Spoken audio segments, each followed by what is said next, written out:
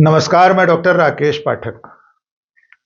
Bharatiya Janata party के दिग्गज नरेंद्र मोदी सरकार में मंत्री और ग्वालियर चंबल अंचल के एक छत्र नेता ज्योतिरादित्य सिंधिया इन दिनों मजबूर हैं। वे इतने मजबूर हैं कि उनके अपने खासम खास, उनके सिपह सालार उनसे भरी सभा में मांग कर रहे हैं कि महाराज सीमा रेखा लांघिए। ये हालात क्यों बने हैं, इसकी पड़ताल बाद में करेंगे। पहले ये जान लीजिए कि जिन ज्योतिरादित्य सिंधिया की तूती ग्वालियर चंबल से लेकर भोपाल में बजती थी, वे इन दिनों सरकार में होते हुए, केंद्र में मंत्री होते हुए हैरान परेशान हैं और मजबूर हैं। दरअसल में 2 दिन पहले ग्वालियर में एक कॉलेज में समारोह था। उसके मुख्यमंत्री थे केंद्रीय मंत्री ज्योतिरादित्य सिंधिया। मंच पर मौजूद थे डॉक्टर मोहन यादव की सरकार में शामिल कैबिनेट मंत्री, ऊर्जा मंत्री प्रद्युम्न सिंह तोमर। आप सब जानते हैं, प्रद्युम्न सिंह तोमर ज्योतिरादित्य सिंधिया के सबसे खास नेताओं में से एक हैं। प्रद्युम्न सिंह तोमर ने मंच पर जो भी कुछ कहा, उससे राजनीतिक हलकों में सनसनी फैल गई है। प्रद्युम्न सिंह तोमर ने कहा कि ग्वालियर अंचल तरक्की की होड़ में पिछड़ता जा रहा है।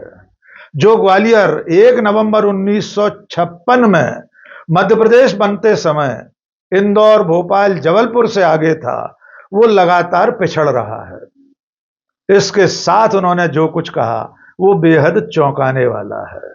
आइए सीधे प्रद्युम्न सिंह तोमर की जुबानी सुन लेते हैं कि वे किस तरह अपने नेता ज्योतिरादित्य सिंधिया को मजबूर बता रहे हैं और साथ में आगे बढ़कर सीमा लांघने की मांग कर रहे हैं। आज हमारा ग्वालियर थोड़ा पीछे जा रहा है, और जब ग्वालियर की उन्नति, हमारे ग्वालियर की उन्नति होगी तो आपकी उन्नति होगी कि नहीं होगी? अगर मेरी बात से सहमत हो तो उठाओ हाथ, नहीं हो तो मत उठाना। तो फिर इस ग्वालियर को नंबर 1 बनाने के लिए मेरी महाराज श्रीमंत ज्योतिरादित्य सिंधिया जी साहब आपसे सेवक की विनती है कि आपको आगे आना ही पड़ेगा। कुछ मजबूरियां हो सकती हैं, उस सीमा रेखा को आपको ही लांघना पड़ेगा। इस सेवक की इतनी विनती है कि हजारों बच्चियां जो बैठी हैं, इनका भविष्य आपके ऊपर है, और ये सेवक आपको विश्वास दिलाता है कि आपने एक चीज और कह के बस 1 मिनट में बात खत्म करूंगा। महाराज, आज ये प्रद्युम्न सिंह तोमर यहां खड़ा हुआ है, मेरा जैसा साधारण व्यक्ति, बहुत ज्यादा पढ़ा लिखा नहीं, बहुत ज्यादा पैसे वाला नहीं, पर एक साधे सब सधे और सब साधे सब जाने। तो आपने सुना कि प्रद्युम्न सिंह तोमर अपने नेता श्रीमंत ज्योतिरादित्य सिंधिया महाराज साहब से मांग कर रहे हैं कि आपको ग्वालियर को नंबर 1 बनाने के लिए आगे आना पड़ेगा। हो सकता है आपकी कुछ मजबूरियां हों, लेकिन आपको सीमा रेखा लांघनी पड़ेगी। इस कार्यक्रम के बाद पत्रकारों से बातचीत करते हुए ज्योतिरादित्य सिंधिया ने क्या कहा, वो भी सुन लीजिए। जरूर ग्वालियर में और कुछ करने की जरूरत है, इसमें कोई दो राय नहीं, और हम सब इस पर लगेंगे साथ में मिलकर। इसके बाद प्रद्युम्न सिंह तोमर ने भी पत्रकारों से बातचीत की और अपनी बात दोहराई। हमने स्पष्ट रूप से आग्रह किया है कि श्रीमंत ज्योतिरादित्य सिंधिया जी देश के यशस्वी प्रधानमंत्री माननीय नरेंद्र मोदी जी से, प्रदेश के यशस्वी मुख्यमंत्री डॉक्टर मोहन यादव से मिलकर के इस ग्वालियर अंचल के लिए औद्योग की जो नगरी थी फिर औद्योगिक नगरी बने, उसके लिए मिले, बात करें ग्वालियर। ज्योतिरादित्य सिंधिया से सीमा लांघने वाली अपील के मायने निकाले जाने लगे हैं। राजनीतिक हलकों में ये कयास शुरू हो गए हैं कि क्या ज्योतिरादित्य सिंधिया भारतीय जनता पार्टी में सहज नहीं है?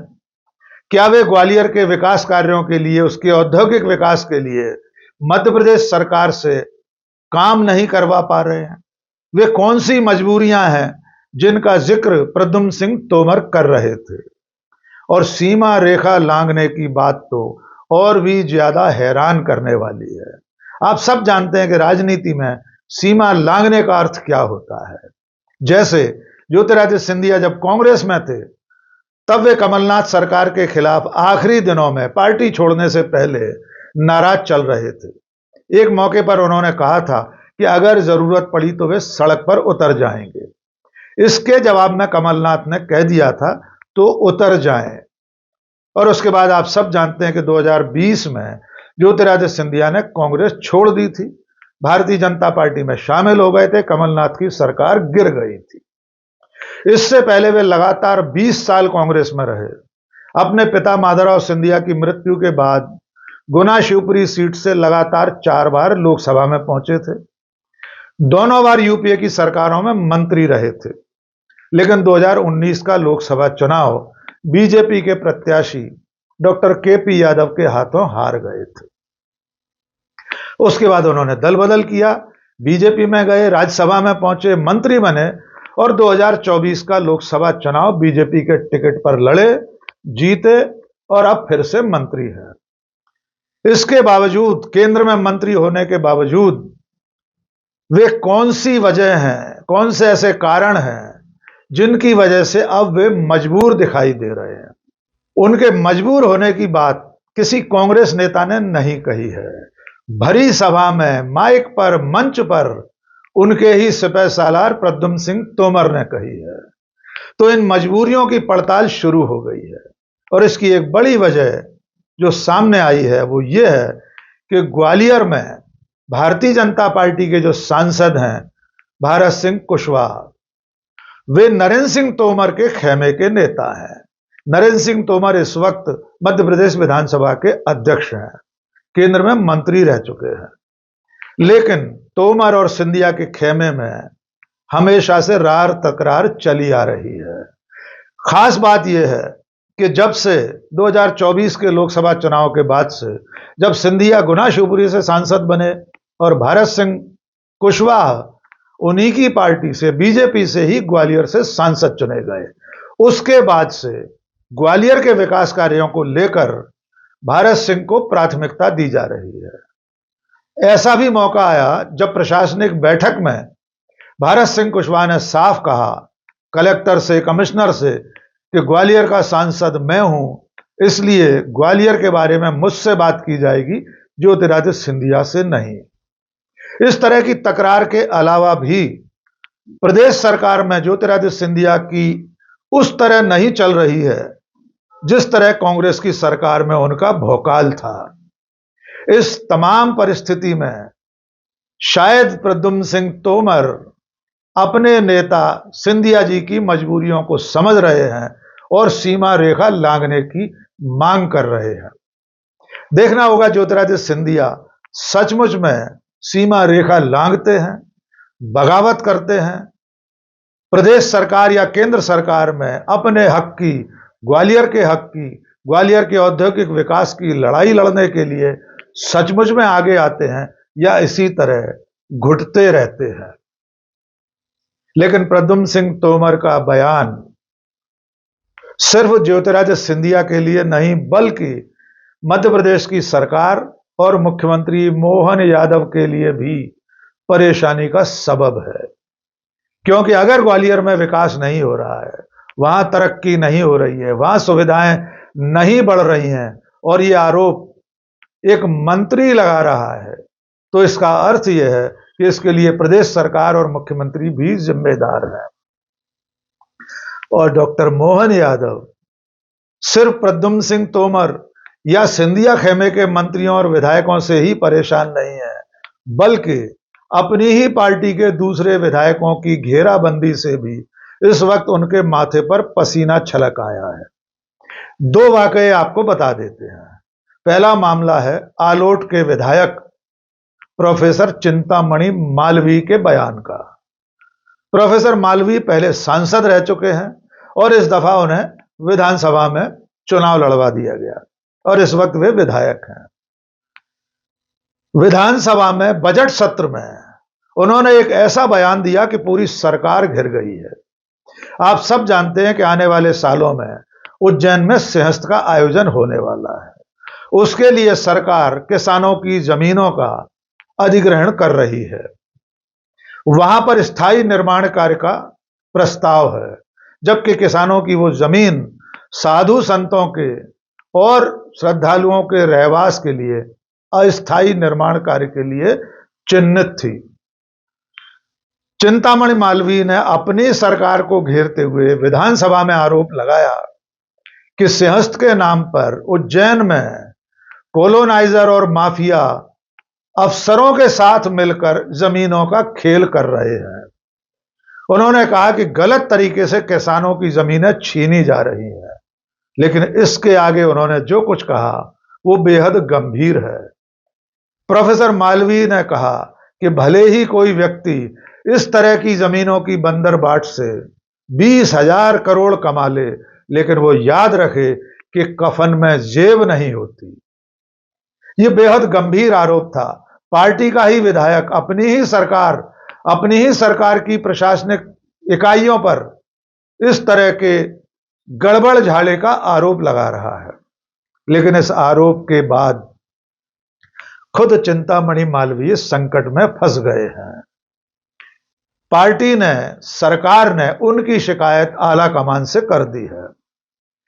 पार्टी के राष्ट्रीय अध्यक्ष जेपी नड्डा तक यह मामला पहुंचा और उनके निर्देश के बाद प्रदेश अध्यक्ष विष्णुदत्त शर्मा की तरफ से विधायक प्रोफेसर चिंतामणि मालवीय को नोटिस जारी किया गया है। उनसे कहा गया है कि अपने कहे पर 7 दिन के भीतर माफी मांग लें, अन्यथा निलंबन के लिए तैयार रहें।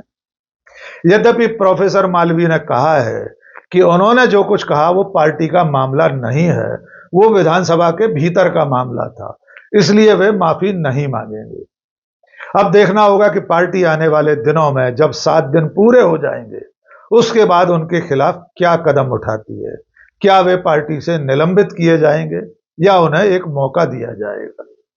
अब दूसरा मामला जान लीजिए। यह मामला भी पार्टी के अपने विधायक की तरफ से उठाया गया है। विधायक का नाम है श्रीमती रीति पाठक। वे सीधी से विधायक हैं। संयोग से वे भी पहले सांसद रह चुकी हैं। उन्होंने विधानसभा में बजट सत्र में सरकार को घेरते हुए कहा कि उनके क्षेत्र में स्वास्थ्य सुविधाएं बेहाल हैं, बदहाल हैं। आमतौर पर रीति पाठक के निशाने पर उनके अपने अंचल के नेता और सरकार में उप मुख्यमंत्री राजेंद्र शुक्ल रहते हैं। इस बार भी उन्होंने राजेंद्र शुक्ल पर निशाना साधते हुए कहा कि हमारे क्षेत्र में सीधी में स्वास्थ्य सुविधाएं ठीक नहीं की जा रही हैं, जो कि आपका विभाग है। इसके साथ साथ उन्होंने कटाक्ष किया कि आपने अपने क्षेत्र में विमान सेवा शुरू करा ली है और हमारे क्षेत्र में अब तक ट्रेन भी ठीक से नहीं पहुंची है। इस पर राजेंद्र शुक्ल ने कहा कि प्लेन यानी विमान सेवा, हवाई जहाज मेरे लिए नहीं शुरू हुई है, वो सबके लिए है। हमारे यहाँ लोग आर्थिक रूप से बहुत कमजोर हैं। इंडस्ट्री एरिया भी नहीं है, अभी तक हमारे यहाँ ट्रेन भी नहीं पहुंच पाई है। और बगल के जिले में तो आप जैसे आदरणीय जनप्रतिनिधि ने तो वो शुरू कर दिया अपना वायुयान सेवा, लेकिन हम लोग तो वैसे ही बैठे हैं बेचारे बन के। इसलिए आपके विशेष दृष्टि की आवश्यकता है।